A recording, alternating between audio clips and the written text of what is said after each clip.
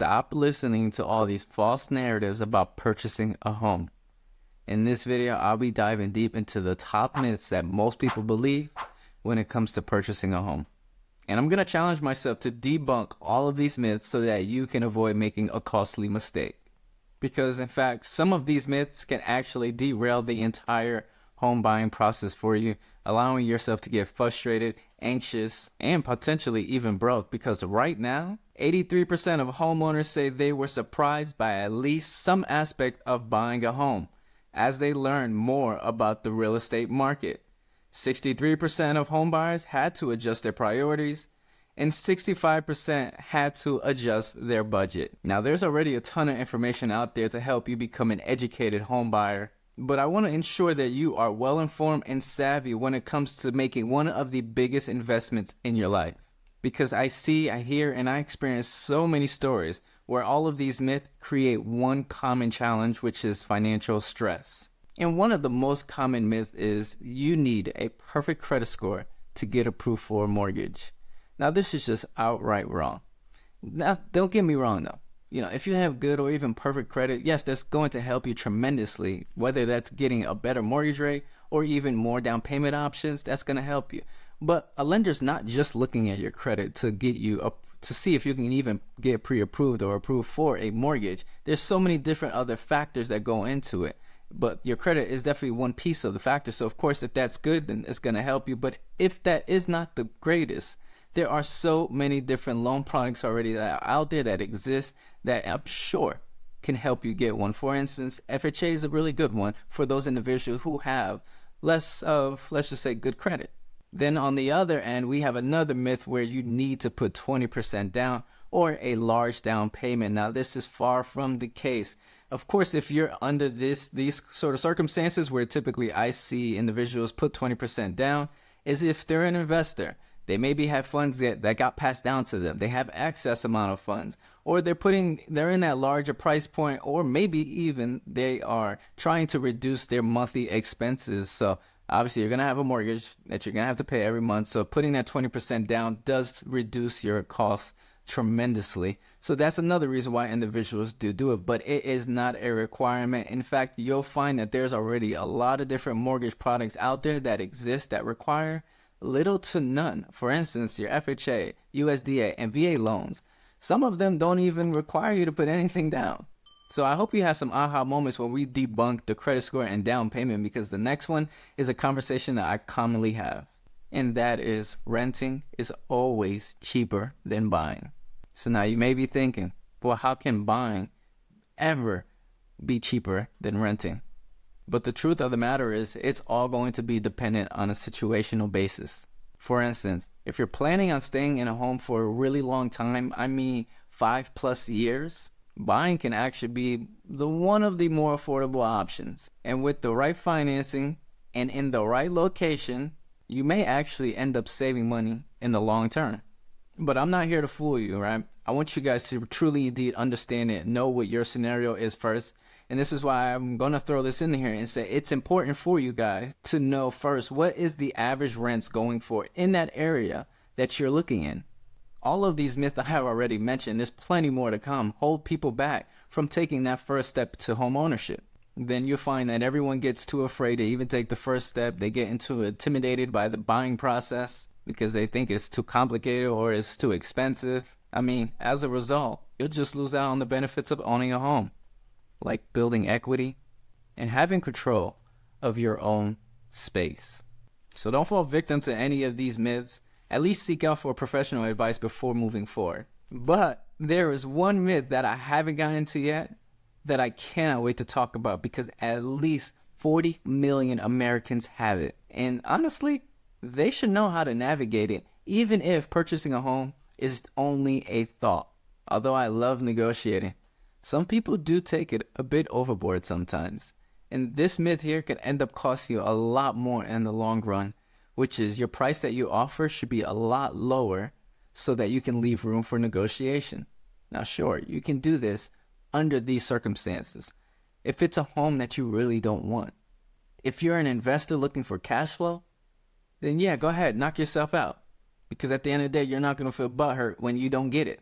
But if this is a house that you really, really love and you want it, I'm not telling you to do full ask.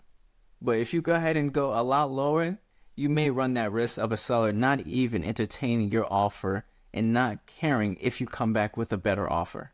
And if you try that on a multiple offer situation or the home just hit the market, I mean, you might as well just turn your back on the home right now and just go find the next one. But please, please do me a favor. I know that you love your family and friends, but sometimes the advice that I hear that you guys get from them really does concern me. So if you're going to take their advice, at least do a little bit of your own research or seek for professional advice so that you don't end up in situations where you are having to regret what you did or even where you moved to. Because this next myth here is more difficult than anybody can ever predict, which is timing the market. I don't know if you have a crystal ball or if you can read into the future or you're a psychic, whatever the case is, but rarely anyone knows when is the perfect time to buy. So if someone is ever telling you, hey, you should wait to buy or whatever the case is, but I don't know, whatever they give, whatever reason they give you, sure, you can hear them with a grain of salt, but you must do your own research and do everything that you do to understand why is it that you're waiting, or do you want to go ahead and just proceed? Because honestly, I'm not going to tell you when the perfect time is to buy because I honestly don't even know. If you have a crystal ball, please share it with me because that's going to help a ton of people with purchasing a home. But I honestly will say if you are financially sound in a position where you have stable credit, stable income, you have good credit, and you have down payment and closing costs, sounds like you're in a financial position to move forward with that. You may just be, a little bit fearful because of the process or the unknowns that you don't know necessarily of. But let me show you the risk if you continue to wait.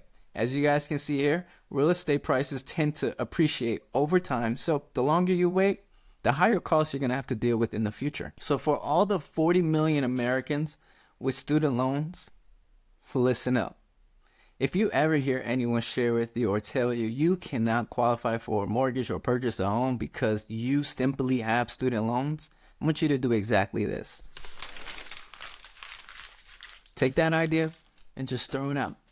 Because that's not the case. Sure, it's going to impact your qualification in terms of mortgages, your debt to income. It's going to do that, but it is not a deal breaker. Just like I talked about earlier, there are mortgage options out there, and some of them are designed to help people with student loans. I'll give you an example.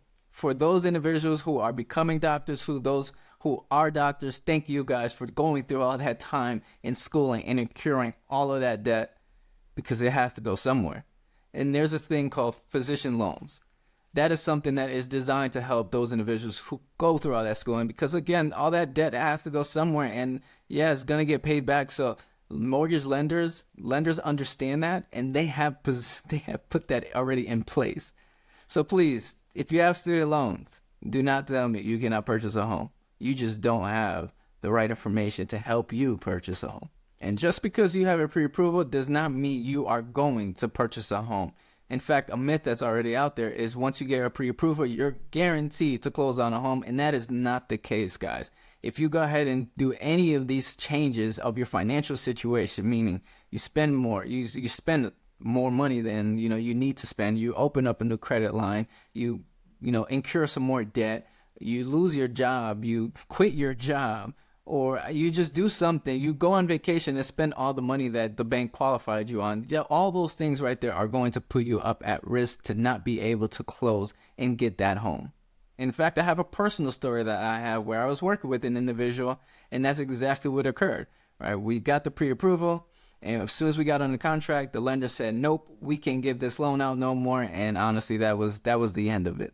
So if I'm going to share with you guys some sort of food for thought, once you get that pre-approval, don't change your financial situation. If anything, make it look better, right? The less that you show the bank that you need money, the more that they're more than happy to give it to you. So don't change your financial situation. Keep it relatively the same, if anything better, so that you can go ahead and close on that home. And the last myth of the day, which is the most shocking and costly of them all, which is you don't need a home inspection. It's a waste of money. I don't know where you guys heard that from, but if you're ever buying anything without inspecting it to find those, defects, the repairs that you may need, then you're simply just buying something blindly, which I do not encourage, especially with one of the biggest financial decisions that you are making in your life. I mean, by simply getting an inspection, you are going to find, most of the times, you find something is wrong with it. Even on new construction, that is still the case. And for those of you who love to get a bargain or love to get a deal, an inspection can be used in negotiation to help you get a lower offer price or maybe even help you with concessions. So if you're skipping out on it, you may be missing out on a lot of money on the other end. So all of these myths today should really help you understand what exactly can occur in the home buying process and what you should avoid. That way you can take yourself out that cycle and stop missing out on opportunities. Because once you're in that cycle, you guys all know it's hard as heck to get out of it. But I'd love to hear from those watching right now. Have you ever fallen into any one of these myths? If so, let us know in the comments below which one, or even if I didn't mention one, mention that in the comments below to be able to share with others. But just as much as I enjoy making these videos for you guys, my name is Ronnie and I am a licensed realtor here in North Carolina. So if you do need any assistance with your real estate needs, feel free to set up a Zoom consultation to discuss what it is that you need assistance with, or you see that number that is popping up right there. Make sure to give me a call, shoot me a text, email, day or night, heck, maybe even on the weekends. Always remember one thing: I got your back in this market.